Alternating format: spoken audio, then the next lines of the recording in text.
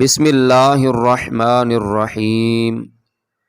عرب قبائلی علاقوں میں سے کسی قبائلی سردار کے لشکر نے اجنبی گھڑ سوار کو گرفتار کر لیا۔ چنانچہ جب اس گرفتار شخص کے قبیلے تک خبر پہنچی تو اہل قبیلہ اپنے سرداروں اور بزرگوں کے ساتھ اس کی رہائی کے لیے وہاں جا پہنچے۔ جس قبیلے کے پاس وہ گھڑ سوار قید تھا، اس قبیلے کے سردار نے ان لوگوں سے استفسار کیا کہ یہ کون شخص ہے جس کی سفارش کے لیے تم سب اتنی تعداد میں اکٹھے ہو کر آئے ہو؟ انہوں نے یک زبان ہو کر کہا، وہ ہمارا سردار ہے۔ سردار نے دوبارہ کہا، اس نے ہمیں اپنے بارے میں نہیں بتایا کہ وہ سردار ہے۔ اہل قبیلہ نے کہا، ہو سکتا ہے کہ سردار اپنے آپ کو اور اپنے قبیلے کو شرمندگی سے بچانا چاہتا ہو، وہ بہادروں کی طرح قید میں وقت گزارنا چاہتا ہو، نہ کہ بزدلوں کی طرح جو اپنے بل بوتے کی بجائے اپنے مراتب سے عزت کا سوال کرتے ہیں۔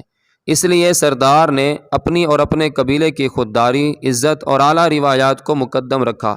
سردار ان خیالات سے بڑا متاثر ہوا اور اس نے اس قیدی سردار کو رہا کر کے عزت و تکریم کے ساتھ قبیلے والوں کے ساتھ روانہ کر دیا۔ کچھ دنوں کے بعد اس سردار کے پاس خبر آئی کہ وہ رہا ہونے والا شخص اس قبیلے کے سردار کی بجائے اونٹوں کا عام سا چرواہا تھا۔ سردار کو بڑا تعجب ہوا اور اس نے قبیلے والوں کے پاس یہ پوچھنے کے لیے ایک ایلچی بھیجا کہ یہ کیا ماجرا ہے۔ اگر وہ شخص واقعی عام چرواہا ہے تو قبیلے کے اصل سرداروں نے اسے چھڑانے کے لیے بجائے قاصد بھیجنے کے خود دور دراز کا سفر کیوں اختیار کیا اور میرے سامنے اس کے متعلق ایسا رویہ کیوں ظاہر کیا؟ قاصد جس جواب کے ساتھ واپس آیا اس نے سردار کو حیران کر دیا۔ قبیلے والوں کا جواب تھا، اگر ہماری سرداری میں ہمارے چرواہے کو ذلت و رسوائی کا سامنا کرنا پڑے تو سمجھو ہم میں سے نہ کوئی حاکم بچا ہے اور نہ کوئی باعزت۔